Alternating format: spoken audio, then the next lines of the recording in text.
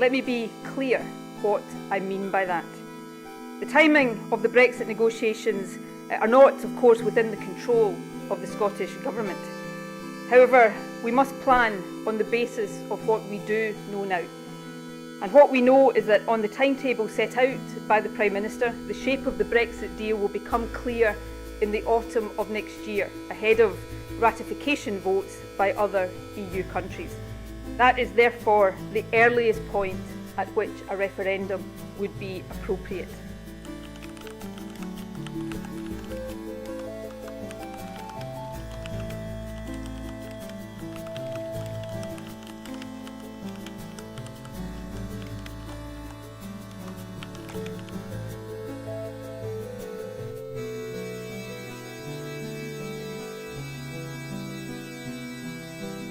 I think what's a bit surprising and very telling is that the SNP and Nicola Sturgeon came out all guns blazing, and in particular saying they want to have a second referendum before we know the outcome of the UK's Brexit negotiations with the EU. And I think there'll be quite a few people north of the border, and this is backed up by a BNG poll today, who actually would like to know what that choice is before they have the referendum.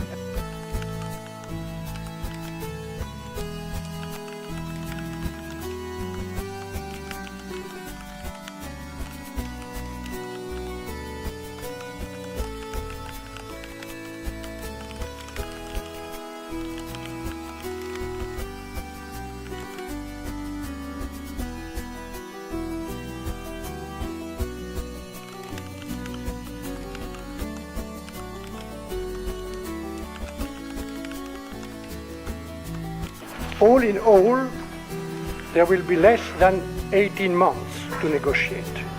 Once again, that is short. Should the UK notify the Council by the end of March 17, as the Prime Minister Theresa May said she would, it is safe to say that negotiation could start a few weeks later and an Article 50 agreement be reached by October 18. October 18.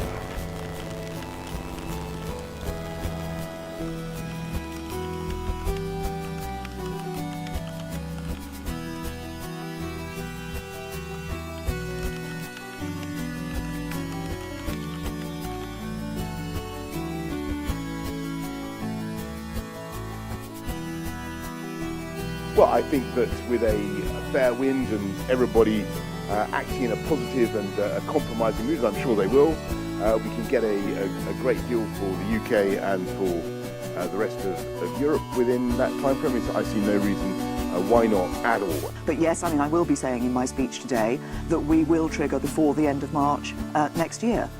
So a reasonably brisk trigger, and at that point we have 2 years to conclude these negotiations. That's what the process within the treaty says.